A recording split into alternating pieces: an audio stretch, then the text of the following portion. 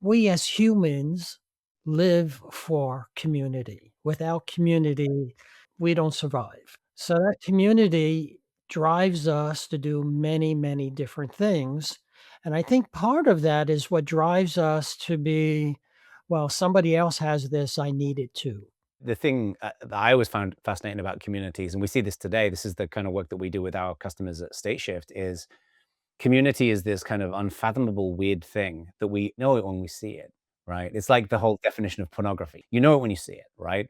And it's the same thing with communities. But then you take this, and the magic of communities is not the stuff that we measure in a spreadsheet. I mean, active user rate, the size of the community, support ticket deflection, all that stuff is really valuable. But the stuff that people really treasure in that is that sense of connection and kindness and belonging. So to me, when we can take the analog and we can interface it with the digital mechanism in which we measure companies, that's when we get the right balance.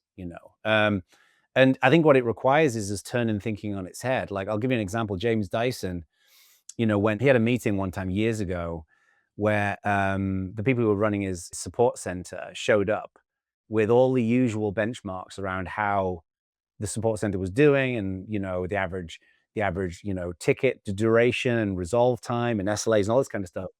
And it was all about like efficiencies. It was presented as a cost center, and the leadership team were getting brownie points for reducing those costs. James Dyson's viewpoint was, no, we're not going to think of it in that way. When our customers reach out to us, it's a privilege. It's an opportunity for us to show up and engage and build a relationship.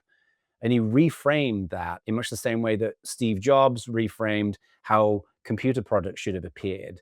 Dell MP3 versus the iPod, totally different value proposition. So to me, that's what's crucial in this thinking for leaders is we have to think of it through that lens. I see this all the time talking to leaders every day. We get focused on KPIs and what we're measuring, and we're measuring the wrong things often. We're measuring output, not outcomes. And outcomes is really what businesses really need. So, one of the things that we talked about as in the agenda is how to get people to think more innovative and not use those standard KPIs or measurements that get trapped into Me Too thinking. What are you doing in that area? So to me, the way I approach this with both my company StateShift as well as the people we work with, because we work with big companies like IBM and Dynatrace and Comcast and Adobe. Then we work with lots of earlier stage companies, and that unexplored solution space, the approach to it varies significantly depending on the size of the company. I forget who said it, but somebody once said to innovate in a large company, the only way to do that is through civil disobedience. Is that the constraints of the company are so overwhelming and so bureaucratic. That's the only way to do it.